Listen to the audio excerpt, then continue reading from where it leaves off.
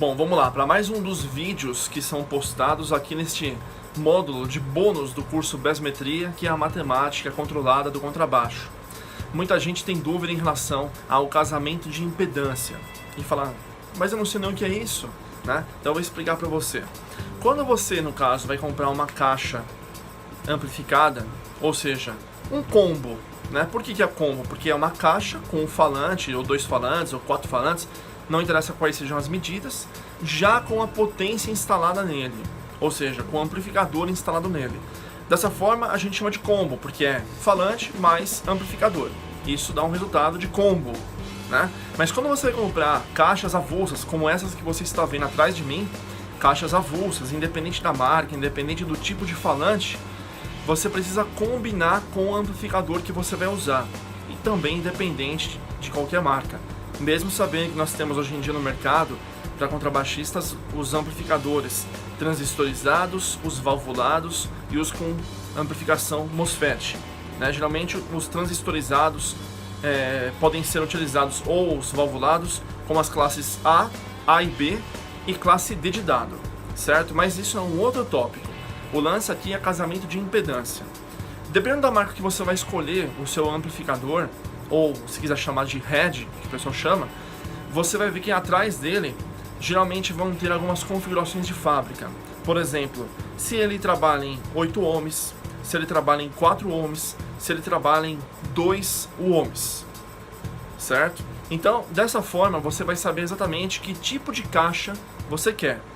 Isso é um outro assunto. Por exemplo, qual é a adicionalidade que uma caixa com falante de 15 polegadas vai dar, qual que é uma caixa com falante de 12 polegadas vai dar, e qual são as caixas com falante de 10 ou de 8 vão dar. Isso é um outro assunto.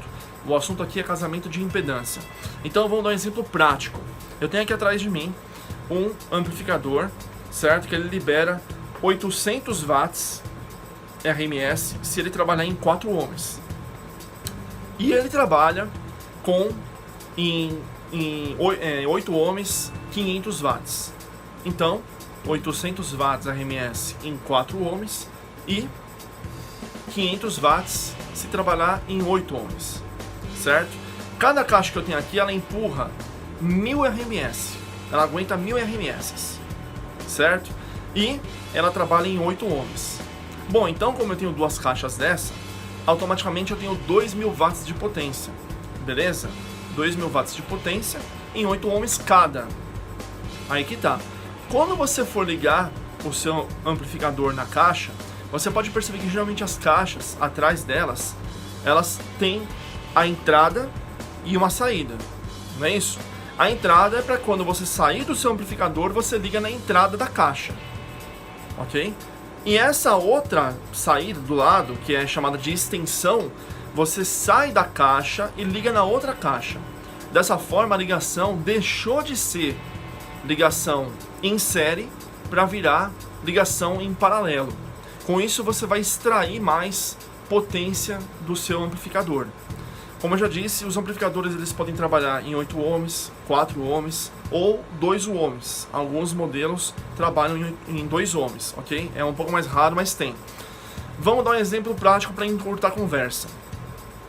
Se eu for utilizar aqui apenas uma caixa e não duas caixas, apenas uma caixa, o meu amplificador ele vai liberar 500 watts.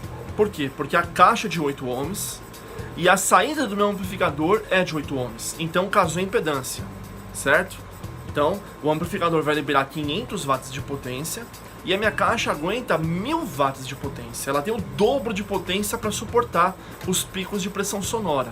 Moral da história, eu não vou queimar os meus falantes nunca e nem vou ter problema com a cera do meu amplificador, ok? Bacana. Se eu pegar e ligar minha caixa de cima no amplificador e a saída da minha caixa de 4 de 10 ligar na outra 4 de 10, transformando essas duas caixas com 4 outros falantes de 10 polegadas cada uma, elas vão virar como se fosse uma caixa com 8 falantes de 10. Dessa forma ela vai trabalhar não mais em série, ela vai trabalhar em paralelo.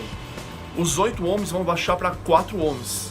Isso vai forçar, no caso, o meu amplificador liberar mais potência. Então o meu amplificador vai entender que ele não vai mais liberar 8 ohms, que são 500 watts. Ele vai me liberar 800 watts, porque ele vai estar em 4 ohms.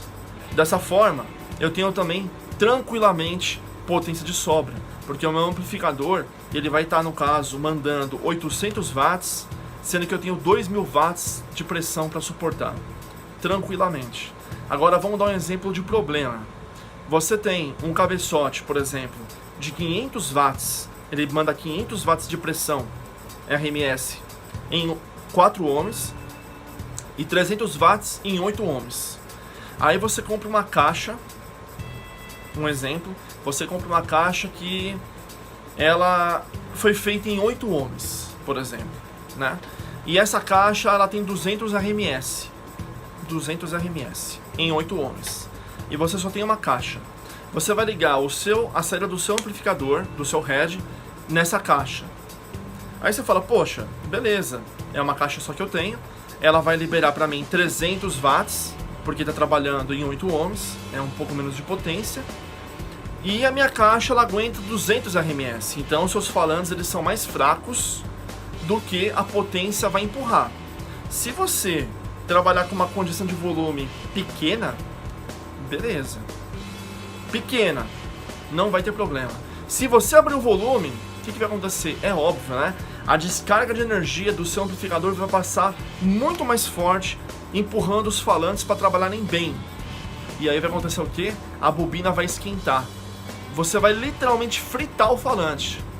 E você pode estourar a saída do seu amplificador, como já aconteceu comigo, né? Você vai queimar a saída do seu amplificador, e dependendo se for um amplificador importado, é um absurdo para arrumar, e você queima os seus falantes ainda, ok? Na pior das hipóteses, você vai escolher aí o que vai queimar primeiro, o que vai ficar menos prejuízo. Às vezes a caixa vale mais que o cabeçote, né? Mas enfim, não interessa, é prejuízo. Então, qual é o conselho que nós sempre falamos, nós músicos que entendemos em relação a isso? Casamento de impedância é uma coisa muito importante. Sempre utilizem dessa forma. Sempre utilizem com sobra dos falantes de potência. Por exemplo, se você comprasse uma caixa que ela aguenta 500 RMS em 8 ohms, por exemplo, e você vai usar só uma caixa, então o seu amplificador vai falar, eu vou usar 8 ohms, não 4, vou usar 8 ohms. E o seu amplificador empurra 300 watts RMS, porque está ligado em 8 ohms.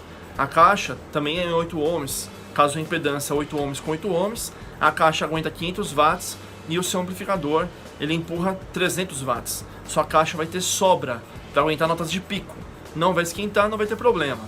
O contrário, né? O seu amplificador empurra 300 watts, sua caixa tem 200 watts. Provavelmente se você aumentar o volume você estoura tudo. A mesma coisa com relação a se você estiver tocando, né, com 4 ohms, por exemplo. O seu amplificador ele empurra em 4 ohms 500 watts. 500 watts em 4 ohms. Sua caixa aguenta 400 watts em 4 ohms. Se você aumentar mais o volume, você vai arrebentar com tudo. Ou o falante vai para o vinagre, ou vai o seu amplificador, a saída dele para o espaço. Então, sempre utilize amplificadores que sejam com compatibilidade das suas caixas, né? E a diferença de você usar uma caixa ou mais caixas é por portabilidade. Às vezes você vai conseguir tirar uma boa sonoridade utilizando apenas de uma caixa.